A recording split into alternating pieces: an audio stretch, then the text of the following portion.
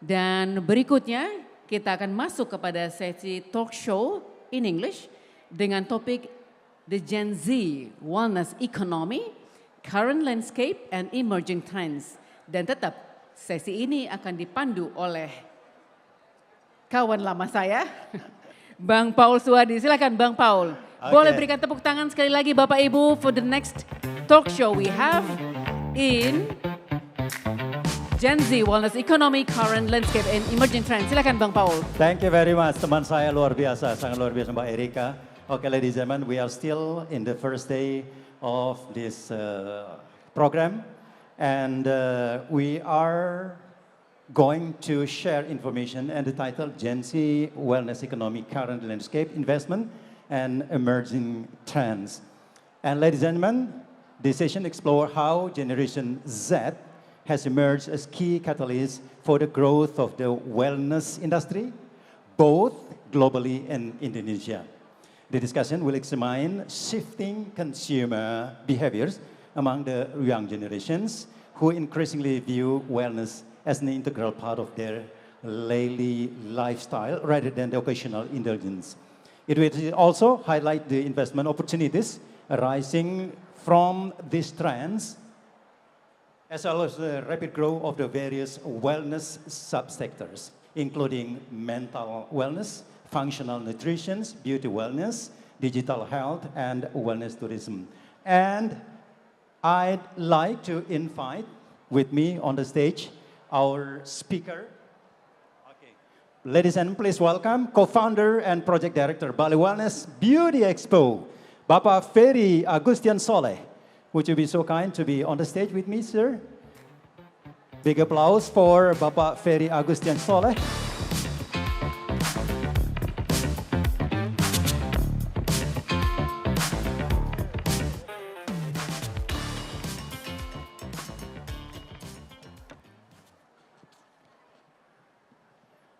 Okay, thank you very much, and welcome back again to this stage. And we are going to discuss about Gen Z wellness economy, current landscape, and emerging trends. Everything is okay? Everything is goody-goody? Oh. Right, okay. Okay, no problem. As long as we still have time and then we share information, I think this is a good opportunity for us to share about our topics. Once again, this is the Gen Z Wellness Economy, Current Landscape and Emerging Trends. Yes. Floor is yours. We have 30 minutes, and then I give you the opportunity for about 20 minutes to share information, and then at the end, we have some panel discussion for the audiences. Thank you. Floor is yours. Thank you, Pak Paulus. You're welcome. Om Swastiastu, salam sejahtera buat kita semua, dan salam kebajikan. Sorry, I'm not really in what you call that, in memorizing the whole sequence, but I try to make it as quick as possible. And let's just start it because we are already late. Okay, so before I start, anybody here is falling under Gen Z? Please raise your hand. Angkat tangannya yang masuk kategori Gen Z. Gen Z? I guess nobody. So you are either Gen Alpha or Gen Y or baby boomers like myself.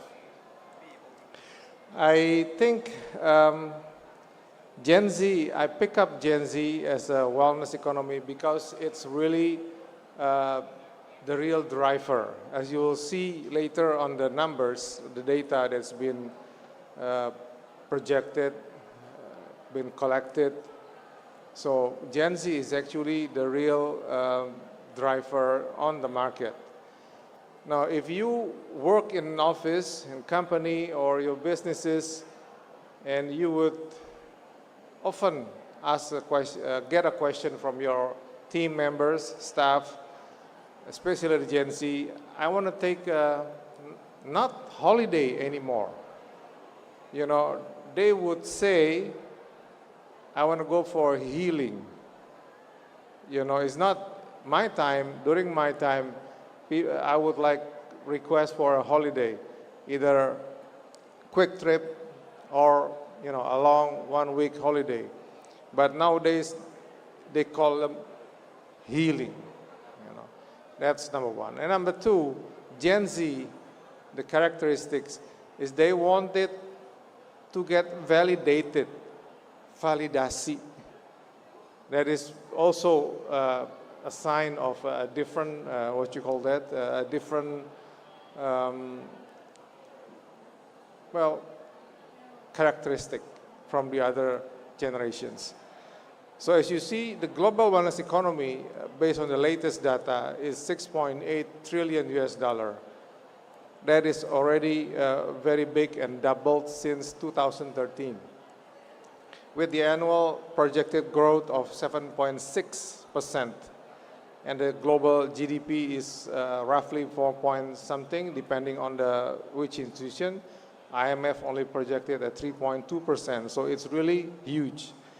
And out of those, 41% in the US, because not many data available worldwide, but in the US alone, that is already 41% of Gen Z spending.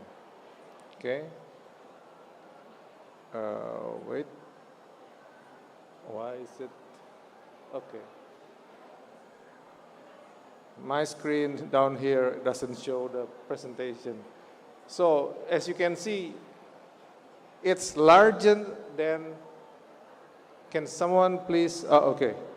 So the wellness economy is already larger than tourism industry, the green economy, and the IT industry, and 4 times bigger than the pharmaceutical industry. It represents 6.1% of the global GDP. These numbers are not, you know, it's really serious.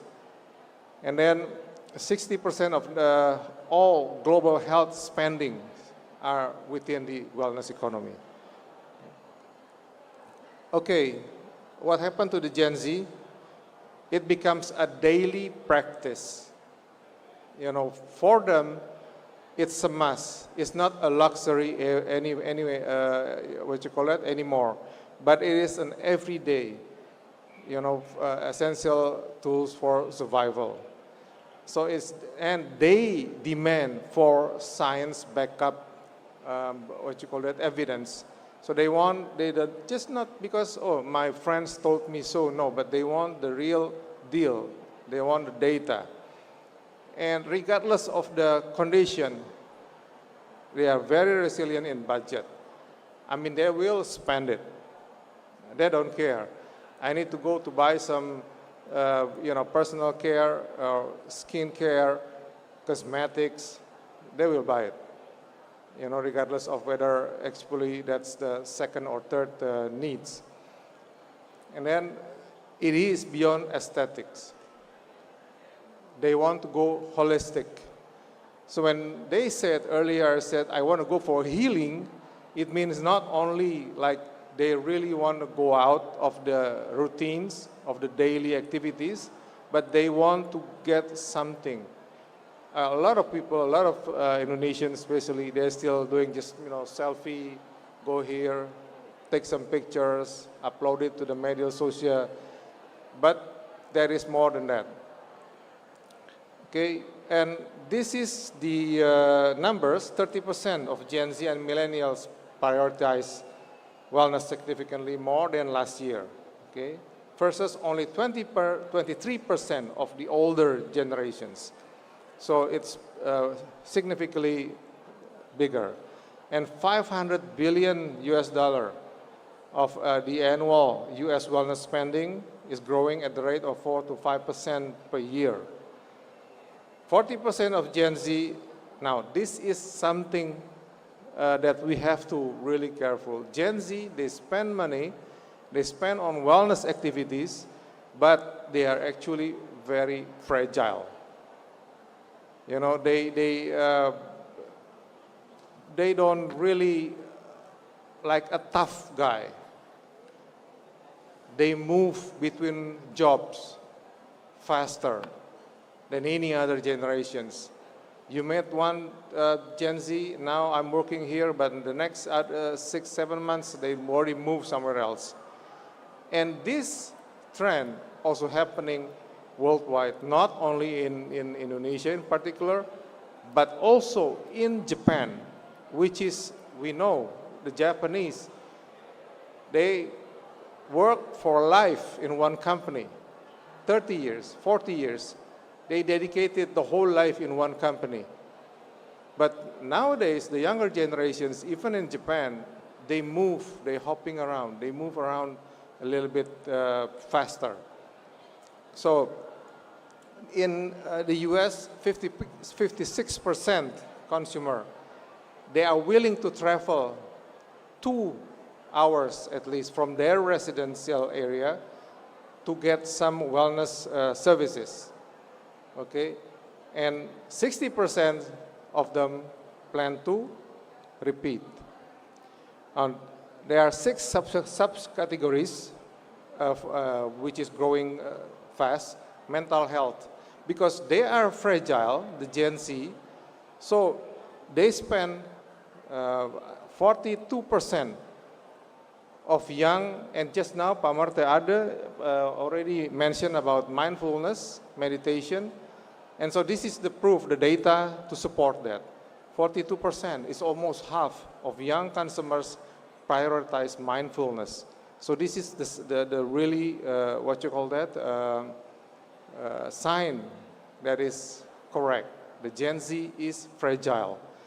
And the growth rate, compound annual growth rate is 12.4%. It's really big rate. Functional nutrition, they want good food, not only in taste, but also nutrition-wise. They look for the labels. They calculate the calories. They calculate the sugar they take, you know, and all of these parameters. So 2/3, or what, 60% of Gen Z bought functional product, what you call that, nutrition-based product. This is also a good sign because then they are more aware of the health. Beauty and wellness, increasing by 53% spending. As you can see later, we'll see the catwalk for the fashion design. I mean, you have to look good. You know, you cannot just walk up here and not smelling good, not looking good, looking charming, then you have to spend. And that is the number. Now, glucagon, GLP glucagon like peptide 1, that is a hormone actually. GLP-1 is a hormone that is produced in your guts after you eat. It stimulates, you know, that's a way to stimulate, to control the blood sugar actually. And that is also 1/3 of Gen Z doing the weight management by what you call it, consuming the GLP-1 driven. For example, even caffeine. And in-person services, 56% travel. They are willing, in Jakarta, where I live, they are willing to drive to anywhere within the 2-hour radius time to drive to find some healing place. Okay, and that is common in the world. And healthy aging, okay, this is Gen Z already adopting it a very early stage. Like myself, I should have already paid more attention, but it is, Gen Z is 60% earlier. Okay, this is already mentioned earlier, 12.5%.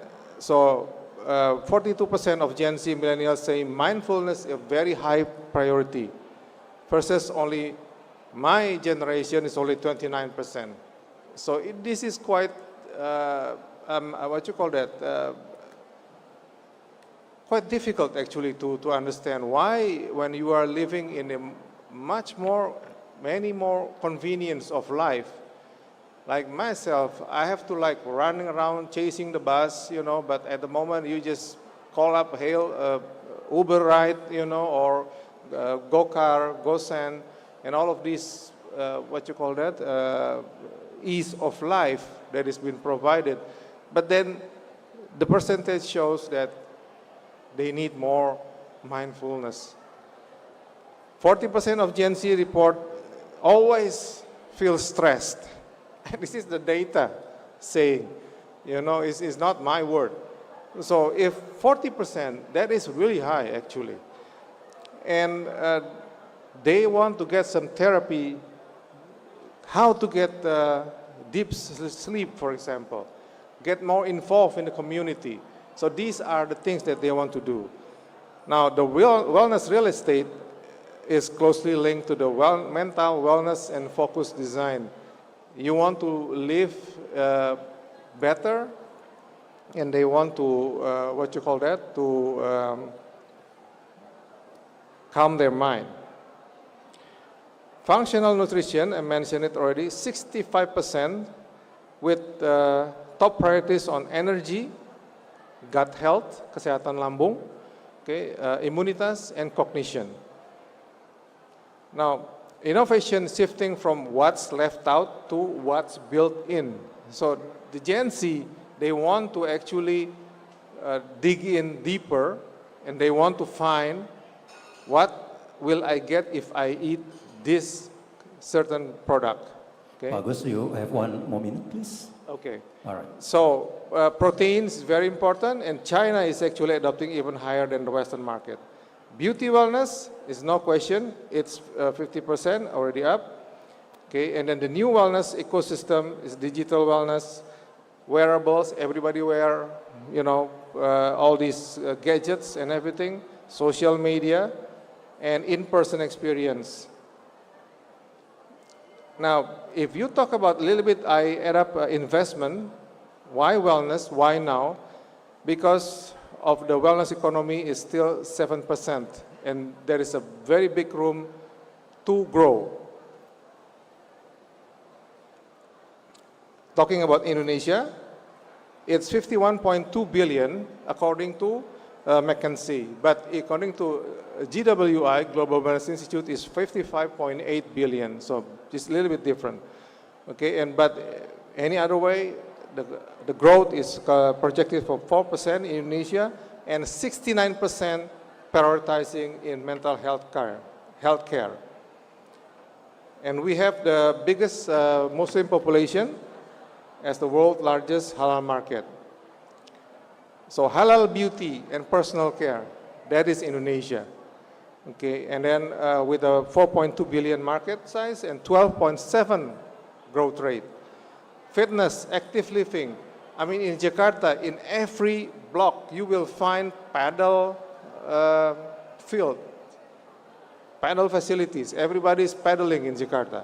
And not in here, maybe in Bali, but in Jakarta, everywhere they want to always be active. Mental wellness and nutrition, that is very important. In Indonesia, a lot of people are consuming this, and digital health and wellness tech. Okay. Now, where tradition meets innovation, Indonesia Unique Wellness is jamu, one of the traditional that we have in many areas, including in Bali, but they just use a different name. And then 77% of wellness purchases influenced by medical health specialists' recommendations. This is by NIQ, the Nielsen, research, Nielsen Indonesia. So AI-powered platforms, Halodoc Diagnostics, Kabel Pharma coming with the tracking apps. So these are the signs that we are going to this direction, and they are willing to pay the premium for it. Okay, and why Indonesia? Is because demographically divided, median age 30, and about 75 million people of Gen Z. And halal getaway, because everything has to be halal certified in Indonesia by this year. Okay, and it's a 93.5 billion global halal beauty market. It's a big market. And then underserved equal to opportunity. we are not really having a good healthcare system. So that's the opportunity that we want to, to increase to betterment on that. And digital and convergence play. Jamu, modern tech, halal standards equal to USP, unique selling proposition. It's a video that you like to watch. Can I have the noise? I mean the voice, the sound. Blido Day, can we have the voice?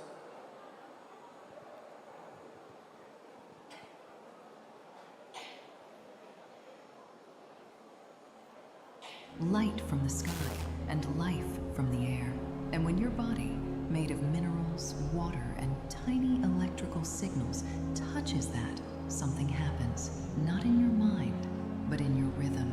Your heart slows down, your breath softens, and the noise inside your head starts to fade away. Your nervous system moves out of that fight or flight mode and into calm. Even the field around your heart, yes, that magnetic field your body naturally gives off, it expands, it stabilizes, and science actually backs this up. Trees release phytochemicals, natural compounds that boost your immune system and ease stress. But beyond all that data and biology, something deeper wakes up. Your energy syncs with a rhythm that's older than us, older than our existence. People start to feel your calm, and you feel like yourself again. This isn't fantasy. It's not a spiritual trend. It's science. It's nature. So the next time you feel off, drained, or scattered, go outside, find something ancient, touch a tree. Okay, so hopefully that video can give you an idea of, that is forest bathing in Japan, is very famous already in some other part of the world.